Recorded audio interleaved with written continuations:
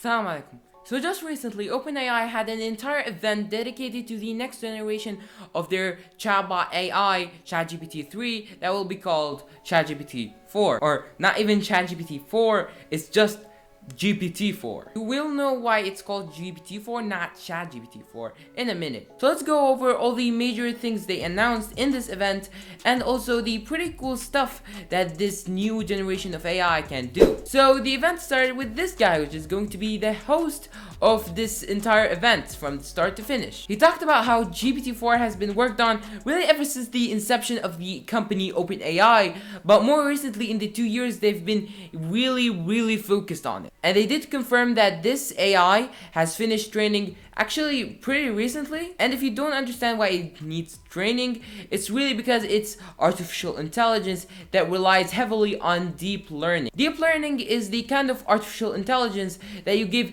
a ton of examples and raw data to, and it studies patterns in those examples that you give it, and it kind of memorizes them. So really, ChatGPT or GPT-4, whatever, is not really that smart. It's just guessing what the next word is supposed to be. Most of the time, it doesn't even know what it's saying. That's why a lot of mistakes end up happening. And the idea of GPT-4 is basically to bring the concept of GPT-3 and 3.5 and pretty much upgrade them to be more accurate, to give more accurate results, to be more responsive, to be more technically advanced, all that fun stuff. Now, GPT-4 is going to use the same playground as GPT 3.5. So you can actually access GPT-4, but you have to be a paying subscriber to ChatGPT Plus, which is a monthly subscription that you need to subscribe to in order to get things like faster load times and also GPT-4. I think this isn't going to be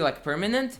Maybe in the future they will make it free to everyone, but right now, since it's a test beta, whatever, they are making it exclusive to paying subscribers. I do understand why they did that, especially because the original ChatGPT didn't really make that much money because it was free for everyone, so they kind of had to at some point include a subscription service. And this subscription service actually existed before GPT-4. It was for faster load times and to get more faster answers. One of the things they improved about this new AI is that now it understands you better, it's more steerable. So to show us what this new AI can do, the developer in this live stream literally just pasted a whole article and said, summarize this in a sentence where every word begins with the letter G. And when they tried it with ChatGPT 3.5, well, as he said, it didn't even try. But in GPT-4, it did actually give a pretty good result. And the thing you will notice throughout this conference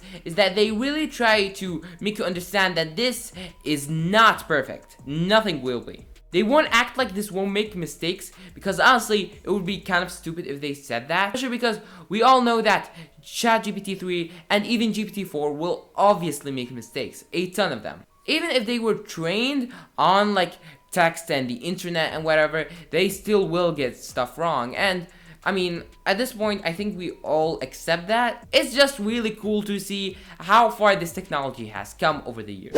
And the developer shows us in the live stream how you can actually give feedback to the artificial intelligence itself. So for example, later on, he pasted another article and said to compare this article, which was talking about a Python API, with the ChatGPT-4 Bing. You know, the new ChatGPT-4 that's specifically built for Bing. And so it gave him a rough summary, and then he was like, you know what, that isn't really informative. And it did listen, and it did give a sort of better answer. That's pretty good to know that at least it will get better at correcting its answers. And then the developer even asked it to make a Discord bot, which would have been very difficult for ChatGPT 3.5. And it did actually do that to a very impressive extent. So this has been really fun, but the thing is, this is very obvious stuff, oh, the responsiveness is better than the last model. It has more accurate answers. But we need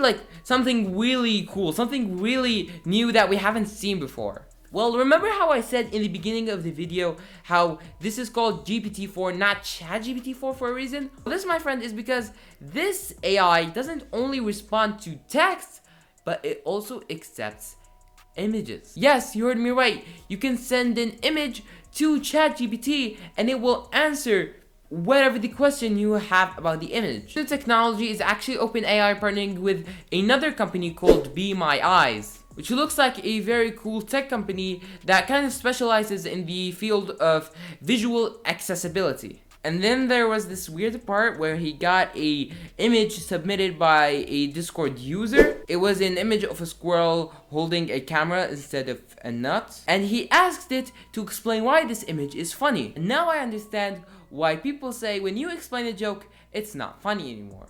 Especially when it wasn't that funny in the first place. And then there was like this insane moment in the live stream. So basically he got a notebook with a mock-up website that's supposed to be a joke. Then he scanned it, sent it over to GPT-4, and it actually made it into a functioning website, which is absolutely crazy. Now I do have to say that this may not be as good as it's shown as in the live stream, because when you're mocking up a website, it may have many mistakes, including not differentiating what's supposed to be text, what's supposed to be a button, what's supposed to be a link, etc. And then he said that GPT-4 can do taxes. Yay, very fun. Now he did say that this isn't supposed to be advice for taxes. It's more of kind of, let's say, explaining why you have to pay for certain taxes. Yeah, I mean, of course I don't know that much about taxes. And it now has a limit of 25,000 words, which is a upgrade from the 3,000 words that were allowed in the previous version.